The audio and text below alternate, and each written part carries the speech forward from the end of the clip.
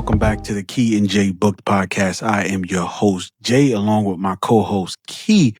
And today we are covering chapters 11 through 15 in Ladarrion Williams' Bones at the Crossroads. Yes. First off, I want to say we're sorry we didn't release on Monday. We had some illnesses between the both of us, whether Key is going through her sickness and I'm going through my allergies. Yep. But we are back fighting through it, pushing through it. But again, these episodes are spoilers for the book. So if you haven't read the book or you didn't get through chapters 1 through 15, don't come to this podcast. Not Don't just yet. come to You know what I'm this saying? podcast, Read the 'cause book we first. spoiling it all. Read 1 through 15, and then you can come back and watch this because I don't need y'all in the comments talking about we spoiled it for you. But let's get right into chapter 11. Yes, chapter 11 starts off with the announcement of homecoming, and I'm really, really excited about that because me and Jay both think that something big is gonna go down at homecoming. So Malik gets That's right. his invitation to homecoming. Their celebration came in you. Dominique sees Malik sitting in the cafeteria by himself. And if y'all know Dominique, I believe is going to be Malik's love interest in this book, with Alexis still being mentioned but absent. Right. She sees Malik sitting down and they start talking and she tells him, hey, there's this concert going on. Do you want to come with me? It's Mommy Serene's. And I don't know. I wish that this was a real person so that we had like a track list we could go back and listen to. I feel like Ladarrion put some amazing songs in his books. There should be like a Bones at the Crossroad track list for this book. But Dominic says, let's go listen to Mommy Serene, come to the concert with me. And Malik says, yes. What did you feel about this chapter, Jay? Ladarrion ain't gonna lie, he's starting to blow me. And I mean that in the nicest way possible. I'm gonna tell you why, because what's up with him and this TDE stuff, man? If it's not Kendrick, like, it's Jay. Like, I'm not feeling that. What happened to Drake? Like, why is it all TDE? Doechii playing. I was like, dang, where's the... Yeah. Drake got some of the best songs for this whole love triangle. This is what he make music for. This is Drake's bag right here. So the fact that you're not throwing in Drake in some of these, and his samples in some of these chapters is like blowing me. I'm like, and come on, LD. Absolutely right. Which Drake just announced a quick detour that he may be coming back on tour in the US. So I'm definitely be on the lookout for that. We don't deserve him. Tour here.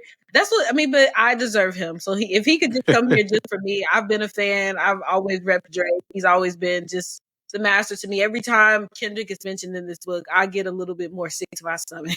Exactly. I'm like, why only Kendrick? Like, and J. Cole, like, throw Drake up. But for real. Anyway, like Jay said, a lot of the TD artists are mentioned in this book. I don't know, maybe I got some kind of agreement with them or something. We're gonna need to talk to him. We're gonna have to find that out for real. Because that's gonna be the first question I ask him. Yo, I need Drake in book 3, like, for real. But you know, she asks him again, is he gonna join the Divine Elam? Yep. They kind of have that, you know, they discuss like the pros and the cons of them joining it. And, you know, she's kind of pumping Malik up, saying they could share the responsibility and together. And I thought that was cool. Like, I like the love, but we know Alexis is still out there. So anytime I start to see that Dom is really connecting with Malik, I start to think that something's going to happen because we know that Alexis is still out there and she lurking. Where is she at? You know, I can't wait for her to make her grand wizard interest if she still got her powers. But they just talk about, you know, going into the Divine Elam together and being different from the previous predecessors in these groups. Yep, I agree. This was a slow-paced chapter, but just definitely giving us some more of those much-needed conversations between Dominic and Malik and really cementing their relationship. As the book goes on, they start to get closer and closer, which is why I feel like she will be the love interest. Something interesting I notated about this chapter was Dominique mentions for the second time that the ancestors came to Professor Tituba Atwell and told her about Dominique and Malik, and a third person. We don't know who that third person is, and I found it odd that we didn't know who this third person was because Professor Atwell went and ran her mouth to Dominique about Malik being wanting to be in the Divine Elam. So why not tell who the third person is? You done already told her about Malik. Who is this third person? I don't think that they're referencing Danja, right? Because Danja was like there. Professor Atwell wasn't there when Danja was there. So who is this third person? I begin to wonder is that she wants to be in this Divine Elam, because I'm like, I can't even think of a character right now in the book that I'm like, they would be good for it. You know what I mean? Even Malik's friends, they're cool, but they don't have this sense of justice that he has, considering the mom that he had and the grandma that he has. So I'm wondering, that was my question as I ended this chapter. Who is the third person? What do you think? Who do you think it could be? They have to be a seer, something like that, right? Yeah. I don't know, man. It got to be somebody that's gonna come out of all the way left field. I don't know. I That's don't what I'm know if throwing. it's Who would anybody. it be?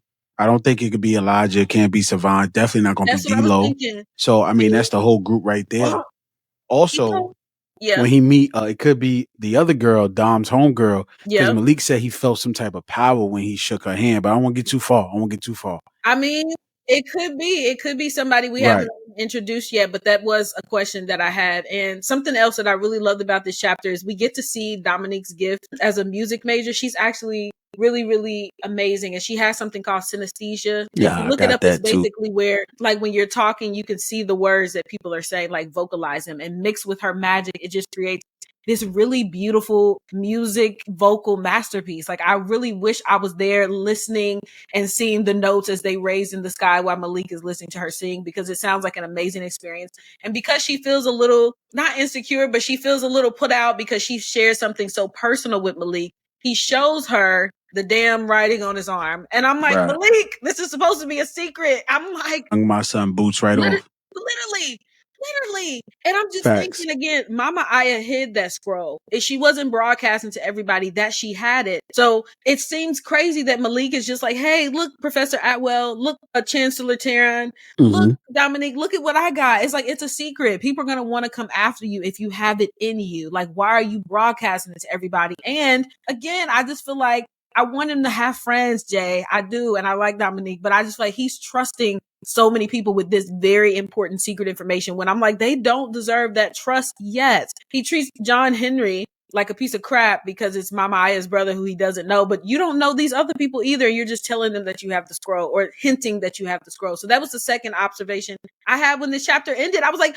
why does he keep telling everybody that he has the scroll? It's a secret. Why is everybody like, I don't understand what Malik is doing. It's and I'm supposed to be. It's supposed to be. I'm just hoping that it doesn't come back and bite him in the butt. That's just what I was thinking as the chapter ended. A couple of things that, resonated with me. She says that she didn't know where it came up. Like, she's been diagnosed with this since she was a kid, right? And when she sings, it's like these colors, these just magnificent colors. They're vibrant. And Malik is looking around like, yo, like your voice. And then he's pumping her up, saying like, her voice is like the songbird of the generation. If y'all to watch Step Brothers, y'all would know what I'm talking about.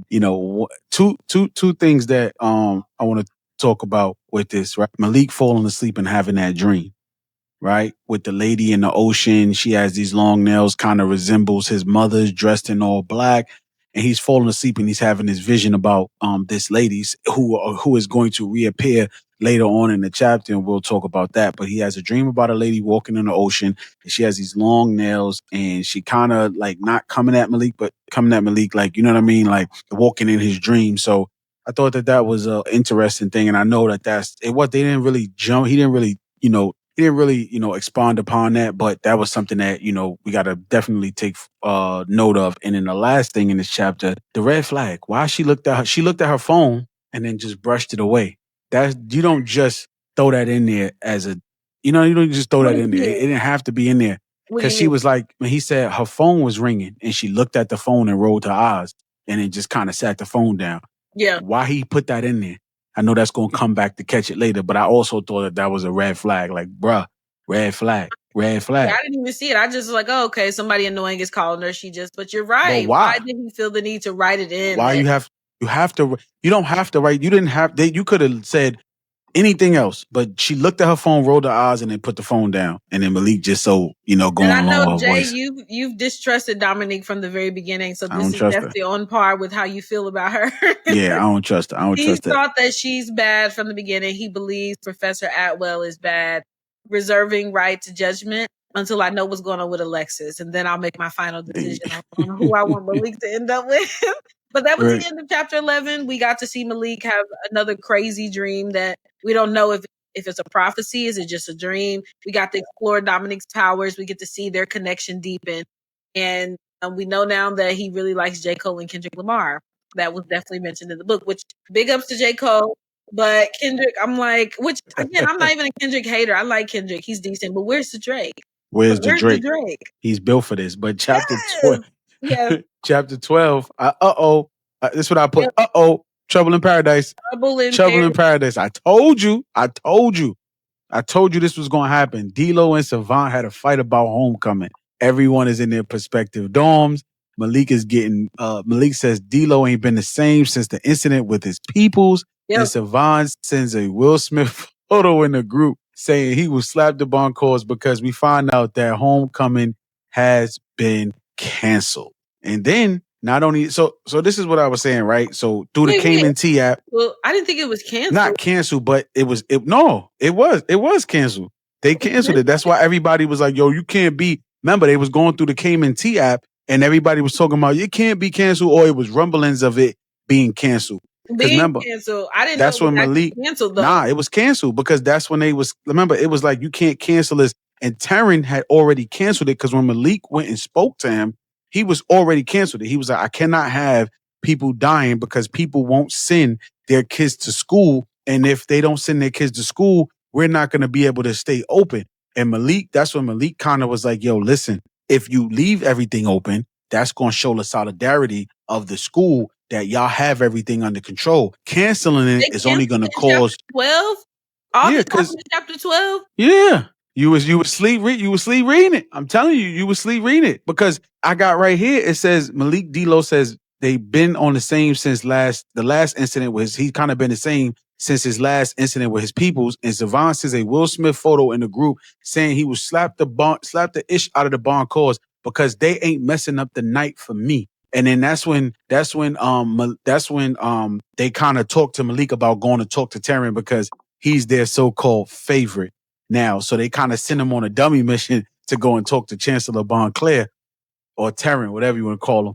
And that's when they kind of go back and forth about homecoming. And he was saying like, Taryn kind of let his... I was definitely asleep. I'm so sorry. I'm literally just reading my notes. I'm like, I see Savant and D-Lo have been getting into an argument because it seems like D-Lo is not as involved in homecoming as Savant is.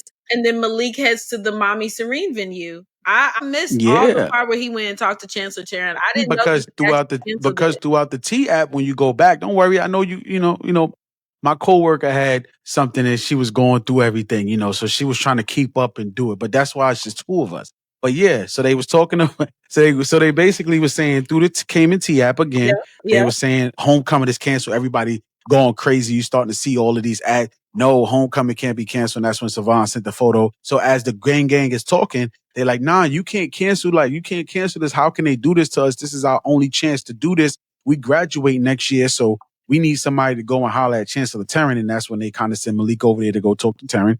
He go talk to Taryn. They kind of going back and forth about why he should, why Malik tells him he should keep it open. Taryn is like, I can't afford to have no more deaths and, you know what I'm saying? And everything like that. So then they actually I get what you're going with this. What? I didn't say nothing. I get where you're going with this. They didn't even say anything. I get where you're going with this. Something happened. Okay, we gonna no. What? I didn't even say anything. They go to the concert. Yes. So that's what I'm saying. I missed the part where they talk to Chancellor Taryn. They go to the concert. We're going. Okay. They go to the concert.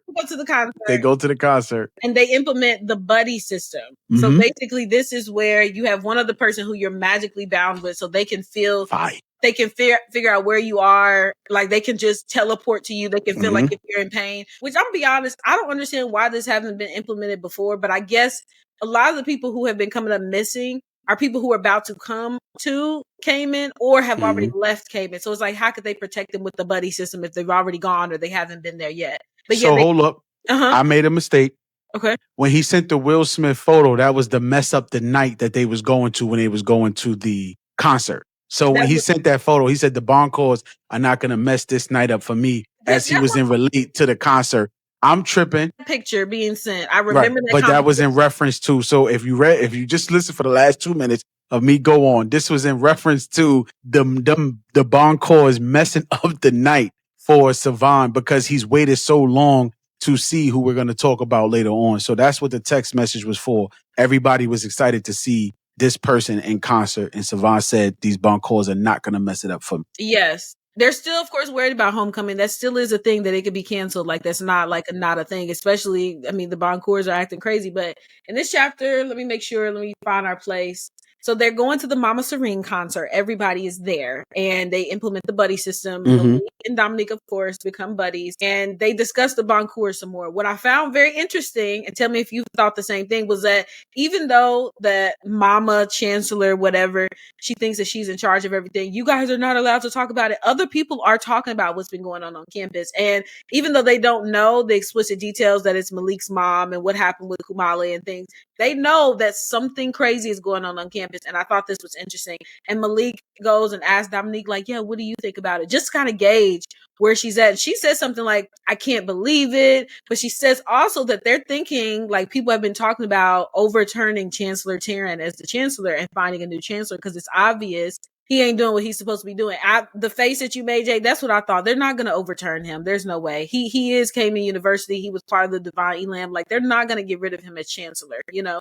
But it was interesting that Dominique said that. I got you. So they pull up in the parking lot, right?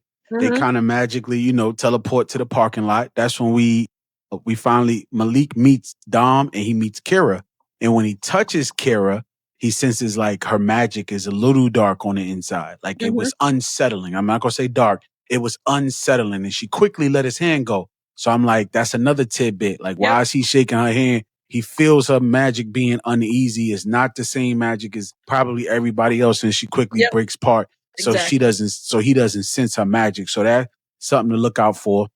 So just picture the whole gang in the parking lot, right? Dom, he meets up with them. They talking about Savant talking about how good everybody looks when they pull up. After that, we meet real quick. We meet Deshaun Cavanaugh, who is like the leader that's been sent out there to kind of gauge with the same buddy system. He sets the buddy system up, letting everybody know what's going on. He's like a Tista assistant, and they paired him up in tribes and twos, and they use it as a connecting hex, sort of like a find, like it said, sort of like a Find My Phone app. So that way you are connected like a locator just in case something happens at the concert. And that's basically chapter 12. And then we're going to see what happens in chapter. So right now, chapter 11 was Malik, right? They kind of had his stuff. They kind of had this chat, this talk. He senses the magic. They reconnecting. Dom is singing, beautiful voice. Next chapter, they going into talking about going into the concert. Everybody's talking about nobody's going to ruin this night for me. They meet up in the parking lot, get their hex connecting spells, and they're about to enter into the concert. They're actually already in the concert at the end of this chapter. Because they kind of going into the concert where everybody is like singing. I mean, like live and in charge. No, I think they're in there because Malik says like the concert is really special to him because he hasn't been.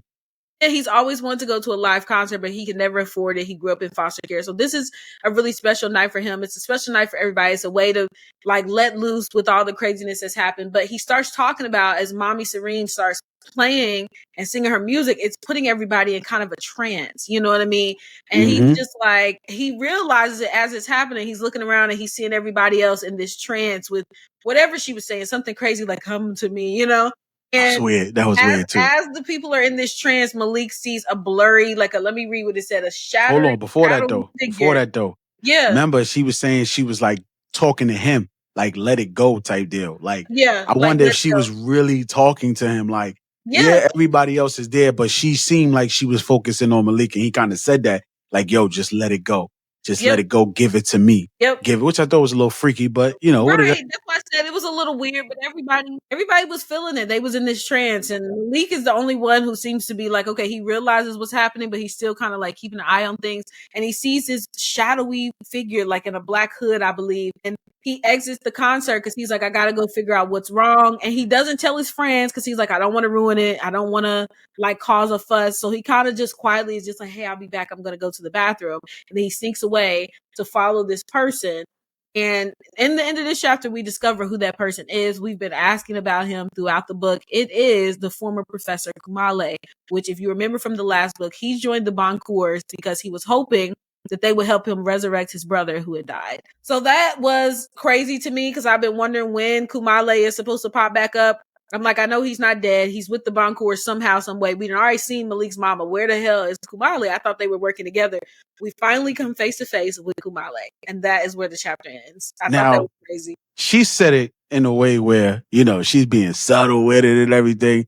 But this is mother freaking Professor Kumale. the one who betrayed Malik's trust, the one who betrayed my trust, because I was the one rooting for him. He seemed like a cool dude, took them back to the Spanish-Haitian war with the bond cause and everything like that in book 1. And here he goes to meet Malik again. And what is one of the things that he says to Malik? Malik, I'm not here to fight you. Yeah. I just want to talk. He just wants to talk. And Malik going off, doing what he do, hot-headed, talking about some I don't want to talk, throwing hexes at him, throwing spells at him. They shaking, Professor Kumale is too fast. Malik can't hit him. He throwing everything he got at him. And Kumale, fool as ever, man. I'm Malik, not here to fight you. I am here to talk. If you got to listen to the audio, then you'll hear it just like that. But, yeah, I mean, the fight was crazy to me. The fight was crazy. And it also showed that, no matter how powerful Malik is, there's always going to be somebody powerful with him. I feel like every time I've seen him in a fight, he's getting his ass whooped. Come on now. Talk about it. Like which I know he's going to go up against people who are like a lot more powerful than him. Mm-hmm. They've had a lot more years, but I just be feeling like he doesn't have very many wins, does he? Like, I feel like he got John Henry was like, basically like, what you think you doing? That power that you got is nothing on what I have. Now he's going up against Kumale, same thing. Like, right. I just feel like even with his classmates, he always blacks out and then starts choking them to death, but it's never like, you know what I mean? It's not any skillful combat. So I was just a little bit disappointed at how Professor Kumale was really just dragging his ass like a rag doll. Like, Malik couldn't really touch him. And couldn't do nothing. He was too fast. saying, and Kumale was saying, just like you said the whole time, I just want to talk. He says, your mother promised me things, and all he cares about is resurrecting his brother. So it seems like maybe Malik has something that he's not able to get from the mom. I don't know. This confused me because I thought Kumale was working with the Bancours, who was working with the mom, but he's coming to Malik like, listen, I just want to talk to you. Your mom promised us all things. Like, I just want my brother back. And I'm just thinking, and what does that have to do with Malik? You broke his trust. You've destroyed all hopes that he's going to help you. But he keeps telling them, I'm only doing this like to help you. I'm not trying to hurt you. I'm just trying to talk. And their conversation, however, is cut short by the arrival of the army of Bancours. So wait, before you go there, I need to put this in perspective because I seen somebody die over this. You feel me? In real life. I didn't see it physically, but I know somebody who was killed over this. The man said to Malik, I'm only here. I only joined or only working with your mother because she said she would bring my brother back. Malik goes off the deep end. I don't rock with Malik for saying that. My man said, F your dead brother. And I'm like, bruh, I seen somebody get killed for saying F another dude's dead homie. You feel me? So for me, I'm looking at it like Malik. And then he said, that's when kind of Kumale crashed out on him, knocked him down, and kind of gave him this look like, yo, I could bother you for saying that about my brother. But again, I'm here to talk. You know what I'm saying? And he said I could see the hurt in his face or the compassion that he had. I'm with Malik. You hurt me and we arguing. You can't say that though, man. Literally, he could have off Malik. I'm pretty sure. That, and I remember him saying that, and I didn't bat an eye at it. I was just like, yep. I was like, yeah, what? Contributed to the death of his grandmother, of Mama Aya. The things that he did directly contributed to the death of Mama Aya. He used Malik's trust against him. Mm-hmm. You know what I mean? Like, classmates were killed over this. People, like, they're killing innocent people, and he wants to come to him and be like, but my brother who's already dead, like, okay, and what about the people that y'all have contributed in killing? I would have said the same thing. Fuck your dead brother. Ooh. I would have said the same thing. You know what I mean? And he probably would have kicked my ass and treated me like a rag doll, just like he was treating Malik in that chapter. But you know what? You're going to come to me and tell me, well, your mom promised me things. What does that got to do with me? She left when I was 5, 6, 7, however old he was. She don't got shit to do with me. And you coming up here, please, for my brother. I just want to talk. Boy, fuck you. I felt the same way. Like, you wasn't saying, look, I'm so sorry. I never meant it. Let me make it up to you. He was coming on some selfish shit. I just want my brother to be back. Okay, and I want Mama Aya here. And she's not because of the shit that y'all did. So now what? We both just here with dead relatives. That's true. That's true. That's exactly how I can't be mad at that, but I just know that's like sometimes it'd be nah. There's definitely fighting words, and you can see in the book, Professor Kumale, or former Professor Kumale, did take some offense to it. He got a little hyped. He got a little, put some got some hair on his chest, was bucking up a little bit, but it's just like, okay, I could take you out at any moment. And he could have, and he didn't. So right. And of course he couldn't, because then the army of Boncours come, and then Malik's like, "Oh hell no!" Like, okay, first it was Professor Kumale. Now you got all the Boncours, including the leader of the not Boncours. Malik's mom. I was thinking the whole time that she resurrected them, that she is the leader. She seems to be the head of it. In the chapter that we seen with her, remember, she was telling them what to do. You remember, like, get the bodies, do this, but she's not the leader. Malik that we know of. And he doesn't show any recollection for the leader. Like, he doesn't know who this man is. So it's kind of a stranger. Like, who is this man? Who's the leader? That's what I'm wondering, because it wasn't like he was wearing a mask or a disguise. Malik just doesn't know who it is, and I'm just wondering, how does he fit into the story? Right, and they get the rumbling. So it's hex spells going. The Boncours pop out, but they ask Malik to come with him. So the ultimatum is, Professor Kumale says, Malik, I need you to come with me, and nobody's gonna get hurt. Malik's like, F that. You know what I'm saying? Like, I ain't getting nothing from me. I ain't dubbing on nothing. So he's like, yo, come with me, Malik, and nobody get hurt. After that, hell break loose. Boncours going crazy. Malik going crazy, throwing spells. Werewolves. The Lugawoos. Did the werewolves come from? Right. So now the Boncours got these Lugawoos or Woogaloos, these werewolves. They out there wilding. Mind you, it's innocent people out there. It's humans out there. So then Malik is going crazy. The locator spell pop out. Dom drop in on Malik like, yo, what's happening? Just think about the chaos as Malik is. They run behind a car. They throwing spells out. You know what I'm saying? Malik texting everybody, yo, they outside, bro. Come help me. D-Lo pop out. You know what I'm saying? Like, what's good? What's cracking? You know what I'm saying? Savon pop out. They pop out. You know, Elijah come out. And I got something going on, man. I think something happened with Elijah. But then Elijah pop out, like, and then the gang is going at it, right? Everybody just throwing hexes, fighting each other. Boom, boom, boom. It's an all-out war in the parking lot. Police pop up. They shooting at police. Yeah, you feel police shooting at the Boncours. They try to dump the Boncours down. It was, and the thing is, this wasn't just a magical battle. That's why I really feel me? Facts. It was, Malik had said something at the beginning, like, you know, they're gonna make everybody discover magic. He had said something like that, like, they're gonna expose us. Because it was just like, we're at a public concert. We're not on Cayman University's exactly. You know what I mean? Like, there's other people out here watching this and seeing the non-magical y'all just people. Wolves is flying and tearing into people. Y'all throwing hexes here and there. Like, I was like, oh my gosh, they're gonna have to do the fucking Men in Black memory erasing. Yeah, because I'm like, now all these people know that magic exists, and I'm like, okay, but and again, I was just like, where the hell did the werewolves come from? Like, I mean, this is magical world. Where they come There's from? all kind of creatures. There's a Nandu or whatever John Henry is, whatever that creature is. Mm-hmm. Now there's werewolves and they're tearing into people. I thought that was crazy. I was like, are we reading Twilight? Come on now, there's werewolves. Because if there's werewolves, there's vamps. But you can't have werewolves and not have vamps. Hopefully we see some vamps. Then we getting it like Crave up in here. You know what I mean? It's just, right? You see? But what I loved about this chapter is Malik's selflessness. This just shows that he can never be like his mother. When he looks around, it's kind of like that scene, and you should like put it right here in the video. Put it right here of Breaking Dawn, when Benjamin looks around and he sees everybody tied up, and he takes his fist and he puts it into the ground and smashes it. And it's like Malik had one of those moments where he's looking around and he's like, okay, we're not going to win this. And he's like, you know what? I'm going to just give myself up. I'm just going to go with Professor Kumale and the Boncours if this means that I can save everybody who are innocent, who had nothing to do with it, especially Dominique. He feels really, really bad in this chapter that he put her in danger simply because they were connected by the buddy system, and she came to where he was at because she sensed his distress. He's about to get up and walk over to Professor Kumale and the Boncours, but then Big T comes in and kind of like wraps everything up. And I was really happy to see Professor Atwell in action, because we didn't really get to see Mama Aya do too much, even though she was rumored to be this great and powerful, what do they call it? Wizard, sorceress. Yes, you know, witch. But we got to see Professor Atwell, and she knocks them all down. She has this giant ball that she stirs and wraps everybody up in it to transport them. But at the last minute, as she's about to transfer Malik and Dominique, yes, go ahead.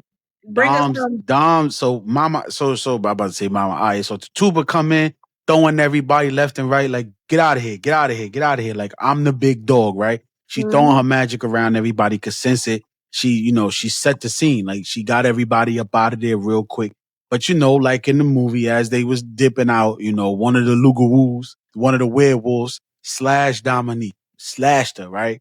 And she just got caught with it. And the Woogaloos have like a conjuring poison that inherits the body, The and it venom is will poisonous, the kill conjurer. you. Yeah. It Yeah. will kill you. So Dom gets slashed. And this is where I was like, Ladarrion, is Dom the first big death? Because if it happens this early, that means your girl, right, makes way for your girl Alexis to pop Yes. back I in. was thinking the And you same probably was thing. rooting for Dom death. Like, I really wasn't, because okay, even though I want to see Malik with Alexis, it's just, I feel like their story is just not really finished. He still has feelings for her. We don't really know what happened to her. She's a very, very powerful conjurer. Like, I feel like she's very, very in tune. She knows who she is. And I just feel like I just still wanted a little bit of her left. But if Dominique is the one he wants to be with, like, I wanted that for her. I thought the same thing as you, though. I was just like, listen, if Dom is the sacrifice that's on this book, rest in peace, sister. At least it was somebody I didn't grow too attached to. And I was just like, I'm gonna be sad that you're dead, but a sacrifice had to be made. That's my what I was girl got to thinking at pop the out end and of this show. chapter.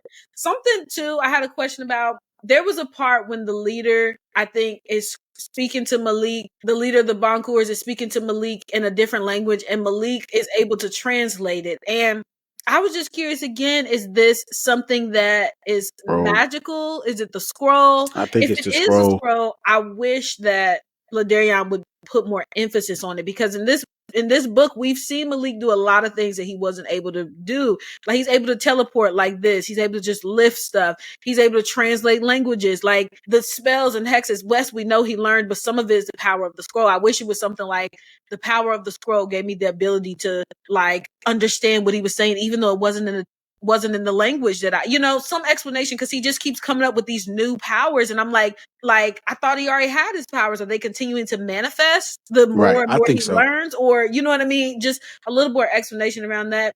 And then let's talk about Dominique's power. By the way, it's one thing to be able to make someone do what you want, but she can also transfer her injuries onto other people. In this chapter, we see her stab herself in the stomach, which immediately I was like, girl, what the hell is you doing? And then we see her transfer those same injuries onto the other guy. And then she spoke something into his ear and turned him into ash. If that ain't dark magic. But she told Malik, Malik looked at her like, what? She was like, remember, Malik, I'm a voodoo doll. Huh? Yeah. I was like, you just a voodoo doll now? And again, I was like, how does that work? And again, the ash thing, what is she saying to the guy's ear to make him turn into ash? Crazy magic. Crazy magic. Crazy magic. Is this what it is? In the Divine Club, like, she's doing stuff that I'm like, and the whole burning into ash, I was like, see, that looks a little dark and demonic to me. But I mean, again, it just depends on how you're using it. She's using this to defend herself against somebody trying to kill her. And you know what? You trying to kill me, I'm going to try to kill you. That's just the way it is. May the better murderer win. Facts. And Dominique won in that one. I just definitely wanted to touch base on that. Also, where'd the werewolves come from? Me and you talked about this. I was like, so now we got wolves. Where are the wolves coming from? Where do the wolves come from? And then lastly, I was curious, where was Malik's mom during this whole encounter? I wonder if she was just sitting back watching. Is she sending them let me to see how everybody moving or whatever. Or she probably just sent them on a dummy mission to get her son. And then I want to see the perspective of when they go back and say they don't have a son. You know what I'm saying? Like, I want to see that portion of it. Like, take us to the bad guy side and see what happens over there too. To one of their visions when they go back and see, and see what happened when she come up empty-handed. You know what I'm saying? So I thought that was crazy. They're that close to campus. Her son is there. All these students are there. It's the perfect time to be sucking people's magic out, and she's not there. Where is she at? I was like, oh my God, we're about to get the showdown between Malik and the mom, and the mom was missing. So I did miss her, but it just makes me even more excited for homecoming and what's to come. Jade and them ruined this. I know, right? My bad. But as they get to the meeting, I know I'm tripping. Got me crazy. I was like, I'm skipping whole pages in the chapters. Nah. I was getting ahead. So I'm gonna bring that back around too. Watch. I was just ahead of myself. I was excited. So then as they get back, they go back into the sanctuary of where the older scrolls and stuff is at. Sacratum or something like that. Basically where all the oldest spells are, that basically the divine Elam really knows all of these spells and all of these hexes and everything like that. Kind of the magic they don't want you learning. They lay Dom across the table. And it was touch and go. It's Atwell and Malik. Yes. And Dom is suffering, going through it, coughing up stuff, like just Black going in. drunk and yeah, And I'm sitting it's there not like, looking yo, good. it's not looking good for Dom. And I'm listening to it. So I'm like, Malik, like, yo, I gotta go into a place. I don't know what's happening, but I like this though. They start using prayer. They bring up the Lord again, and the God is like the God. Like he's the God. They got many gods and then people who they consider gods, but they're this God because they're using scripture again and they're using the Bible to bless all of these spells and kind of get it out there. So I like the fact that, yeah, it's magic, but we keep it in the biblical sense. It's still biblical. You know what I'm saying? It still has to get that. The spell has to get the covering from the Bible. That's what I wrote. The spell still has to get the covering from the Bible. And I like that he addressed that in certain things. And that just, it's just like, I like that because I'm into the Bible myself. So for me, it was just like, yeah, I'm still going to sprinkle that in there for those who were wondering, you know what I mean? So Dom is fighting through it, right? He's telling her, I can't lose her. Telling Tatuba, I can't lose her. You know, Tatuba's looking for spells, kind of saying this. And she's like, I can't really do nothing. Like, this ain't that type of magic. I can't, get over this. And then Malik goes into that place. Before he does, make sure to mention, because I was damn sure going to mention this, the fact that while Professor Atwell is trying to save Dom, she tells Malik twice, I believe, I may have to use dark magic to do this. And Malik is like, I don't care. Do whatever you have to do.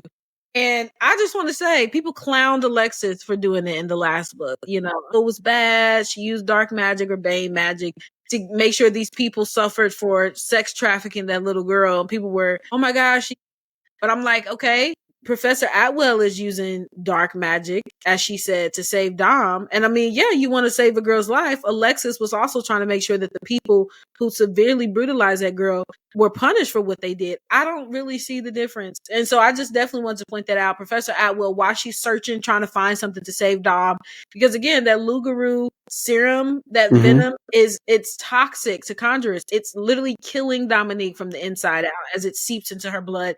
And Professor Atwell is trying to find something. She's like, I may have to use some dark magic. And Dom actually dies. She dies like in the middle of that. She does actually die. And I'm going to tell you, I felt nothing. So hard to say that, but to I was just say goodbye. That's sad because I was just like, she wasn't a character that I loved yet. But then I'm gonna go ahead and let Jay finish where he left off. What does Malik do to save Dom? Malik goes into, he uses that scroll, but let me tell you the power of vagina.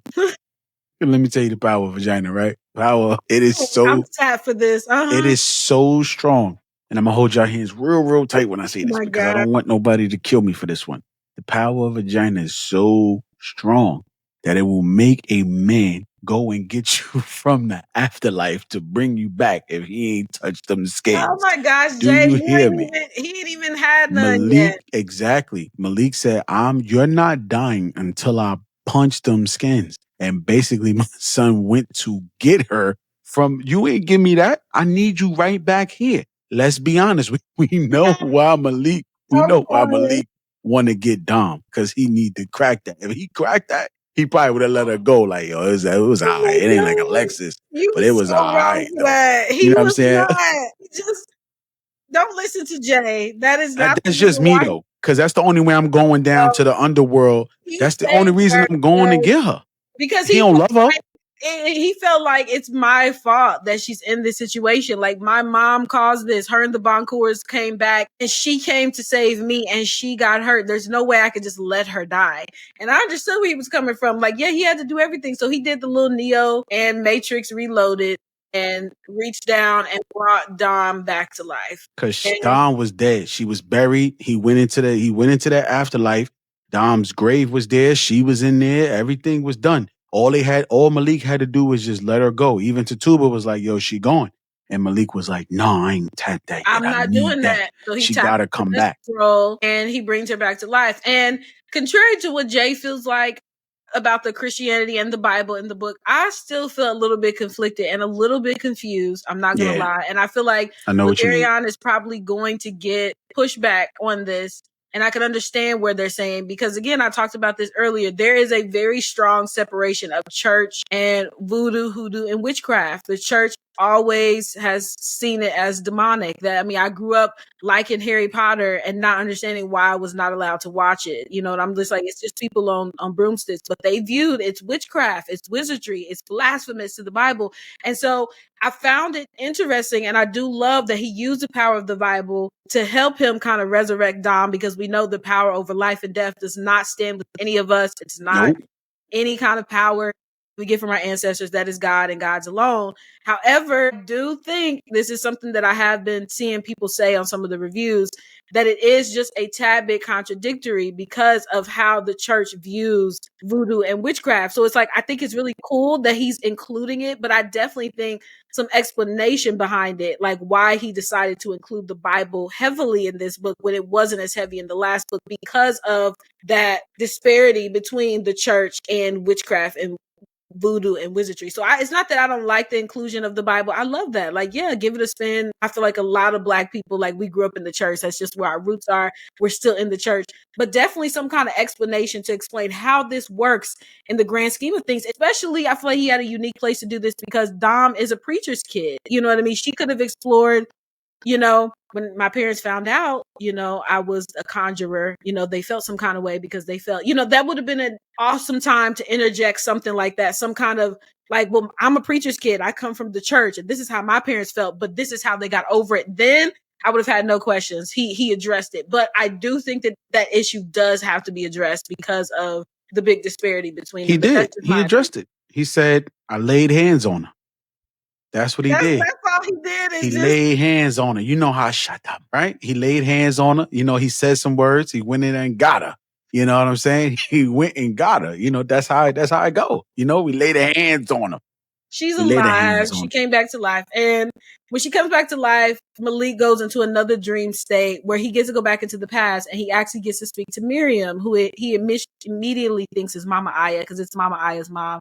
And she basically tells him, like, you know, we're proud of you. She tells him to stick close to Professor Atwell. So hopefully that puts does that put your mind at ease when he hears directly from Miriam that Professor Atwell is someone to trust? I know you don't trust her. You haven't been trusting her up until this point. I think she's still hiding some stuff. I do. Oh, yeah. I definitely think she's still hiding some stuff, and I want to see what she's hiding. I don't think that, because she talks about the Divine Elam being a secret. I really want to know what's happening. And I want to know what happened with the last Divine Elam group.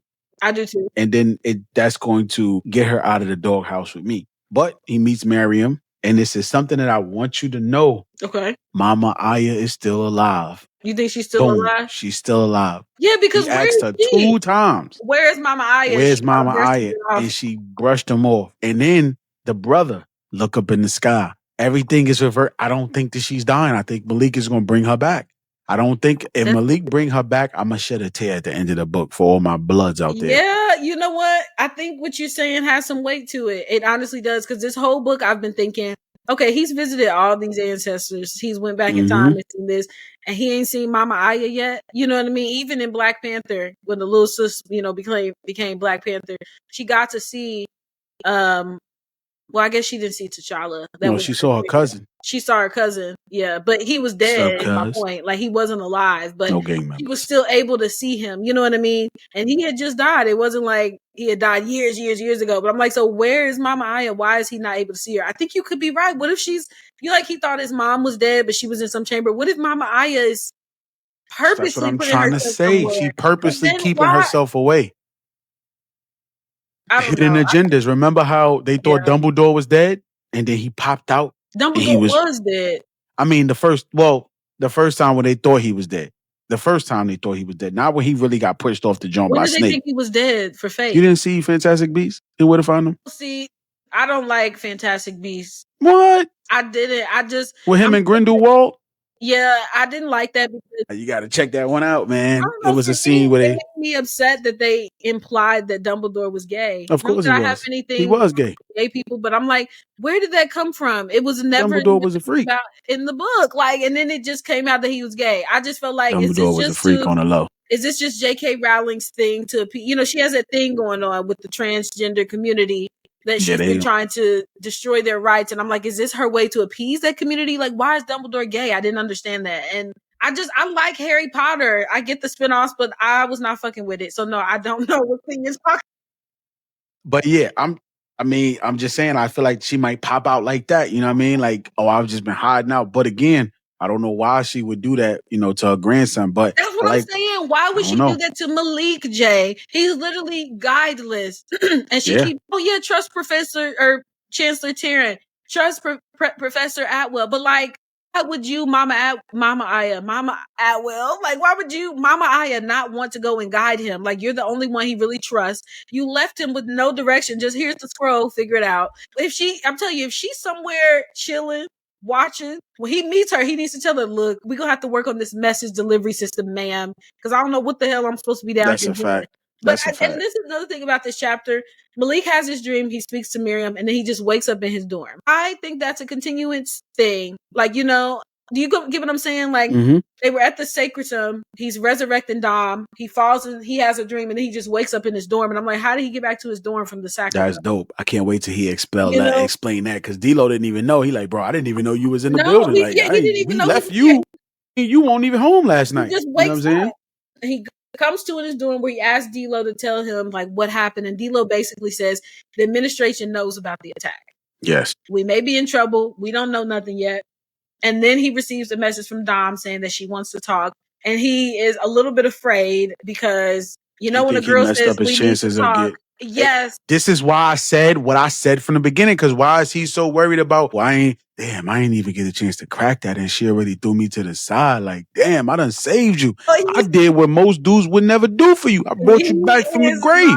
He's worried that he'll now have to tell her everything. Nah, he worried that she gonna cut him loose. He didn't say he worried about that. He said he was worried about her cutting him off, and he ain't even get a chance to. You know what I'm saying? I'm just keeping it real. Like, Ladarrion don't want to say it, so I'm saying it. He told me to say it for everybody out there. Because Dom, he brought her back. He's gonna have to tell her what the hell is going on. And he ain't even He's scared. Imagine if he told her the reason why you're dead or you died, I had to bring you back, was really because of my mom. She's the cause of all this. How was she gonna feel? If I was her and I didn't know nothing about Malik, I just know every time I'm with him, something crazy happens. I would not be wanting to fuck with him. I'm gonna be honest. Like, I would just be like, look, you seem to have a lot going on, baby boy, and I'm just deuces. So he should be scared to talk to her, because if it was me and he told me that shit, I'm gonna have to find a new man. I don't have time to be a target because your moms is wilding, your bro. mom is wild, and so now my life is in danger. I got stabbed by a damn werewolf that we ain't seeing like 400.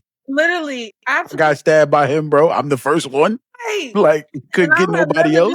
No, thank you so much for telling me and letting me make an informed decision. We're done. But they kind of speak. They kind of speak, and she kind of lets Malik know, like, this is the reason why we should join the Divine Elam. I don't blame you for anything like that. She also asks him, did she really die? So just think about this chapter, them just having a conversation about what happened, him bringing her back, her dying. She asks him questions about dying. They have kind of like this just moment of clarification between them from the previous night of the attack. And she wants some open clarity about what happened that night. And Malik gives her some answers and some answers. He says he's not even sure how he brought her back, how he was able to do it, but she's just thankful that he was able to bring her back, because obviously she didn't want to die. Yeah. And that's kind of like where they relationship left off at. She didn't say she was breaking up with him, or she didn't say she didn't want nothing to do with him no more. It was just more or less, this is reason why we should do the Divine. Yeah, you know what's crazy? I know that she's the love interest, and I know he thinks she's pretty, but I just don't feel it. They have any chemistry. That's another thing. You just Team Alexis. I really am, but I mean, and maybe it was because him and Alexis had all that shared history, but just he would light up around Alexis. Like, they were such a cute couple. I don't feel any of that chemistry between him and Dominique. Honestly, they're like friends, like really good friends at this point. I don't feel the chemistry, but they did have a nice talk. She didn't say, "Oh, I'm dumping you, I'm breaking up with you." They just kind of chatted, and he gave her a very, very condensed version of what happened. He did not tell her all the details, but basically, like, my mom is kind of behind it. The Boncours are crazy. Watch out. They're here, they're back. They're here, they're back. What I'm saying? Like, letting her know. Just a very, very summarized version of it. And honestly, she doesn't seem too scared. She's just kind of like, see, and this is why we need to join the Divine. We're going to get all these spells, and we're going to know how to defend ourselves. And in the middle of that conversation, they hear like this ringing noise in their ears, and they're both like, what the hell? And they're transported to Professor Atwell's office, where she's Fire. like, she's right. I thought I was like, that is so cool that she has a summoning thing, and that she could just like summon them. I was like, so cool. But she tells him, look, y'all seen what happened last night. You seen what can happen. basically, I want to protect you. I want you to know how to defend yourself. What's it going to be? Yes or no? Where is the third person? That's just what I kept thinking at the end of She chapter. said it. She did. Well, she didn't say who it was. She just said that you need a third person. You need another person because you need a seer. And I know we're going to probably get it later on. We're going to know what a seer is once they get that third person, and then she'll be able to explain it. So she did mention that you do need a seer to complete the divine elam. So, and that's another thing I have a question about. So some of the people's magic is categorized. She needs a seer. Then what would Malik's power be? I guess he like the end all be all. Is it just hers is transference? I think that's what she calls it. Even though hers is a little bit more, but like, what is Malik's? That's something else that I was hoping. But again, if kave is not magic, it's just different. What is kave? Like, that's a term that we just got introduced to. And I'm like, I remember me, you both was like, oh, it's just magic. But he talks about it. You have the kave. Nobody else has this. What is the kave? Does it come from the scroll? And if it does, there's a bunch of magical terms now being used. I just want a little bit more clarity so I know, like, when I say this means this. But it was a great end. Like, I feel like every 5 chapters it ends on this big moment, and this was the big moment. Malik finally deciding to join the divine elam. He's in it, and I'm like, I literally cannot wait to see where this group takes them. I was gonna say I'm excited about Homecoming, but I know. But yeah, I mean those was the 5 chapters, and Malik had just decided that he said yes. He finally said yes, I do. So now we got 2 out of the 3-4 members that's supposed to be in the divine elam. We're gonna see who's going to join later on. And I did go too far. So when y'all get to chapter 16, everything that I said previously about canceling the event, we're gonna bring that one back, and that's gonna be in the beginning of the next episode. You, I thought I was going crazy. Nah. Like, so this COVID got me crazy. I went a little far. You know what I'm saying? Like the pages on my Microsoft Word, I wasn't reading from left to right. I just scrolled down, and I was like, oh no. And plus, I went on reading chapter 16 without you. I'm finished chapter 16, but I'm gonna go back. Don't finish it. I know I'm gonna go back because I thought we was doing 11 to 16, but then that would make 6 basically. So we just did 11 to 15. But before we get out of here, man, I definitely want to address for the people who have negative things to say about the book and what they didn't like. This book wasn't for you. It's just simply put, the same way I talk, the same way you heard me talk throughout this episode, I was worse in college. So do you think that I was sitting here being, this ain't the Rebecca Yaros. You're not going to get all of that medieval talk. This is Black people. This is how we talk. This is how we are in college. If you wasn't around us, you wasn't there, you wasn't like us. So this is a cultural book. If you ain't been around our culture, if you haven't gotten a taste of what we go through on an everyday basis, how we interact with each other, our language, our lingo, this wasn't for you. You have to read this from a perspective. You're an outsider. So he's letting you into our world. So therefore, you are a guest. You ain't part of the circle, like they say now with the whole Drake shit. You ain't part of the culture. So you wouldn't understand because this ain't got nothing to do with you. So listen, if you go back and you sit back and you read the book or you don't read the book, either way, it ain't for you. It's the FUBU method. It's for us, by us.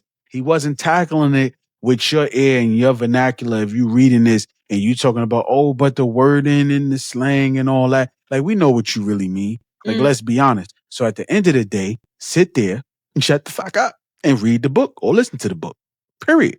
I agree with Jay. I will say this. A lot of criticism in the videos that I have been seeing online, on TikTok and other places, have been reviews from people who are not people of color and are not like African Americans. And this is just me. I don't mean this to hurt anybody's feelings, but when it comes to, like Jay said, the book's for us, by us, I honestly don't take any critique. I don't listen to any criticism from people who read the book who are not Black, for the specific reasons that Jay was kind of mentioning. There's a certain part of our culture that no matter how much you can read about it or listen to it or be around it, I don't think that you would understand it. And so some of the complaints that I've seen were some of those nuanced things that I felt like this is just a part of Black culture. And I love the way that Ladarrion Williams expresses that in book format. I feel like it perfectly captures the way we speak, the slang, and those are some of the parts that I really have enjoyed. And when I see other people kind of nagging on those parts or having criticism on those parts, I kind of agree with Jay. It's just kind of, this book wasn't for you. You may not get it.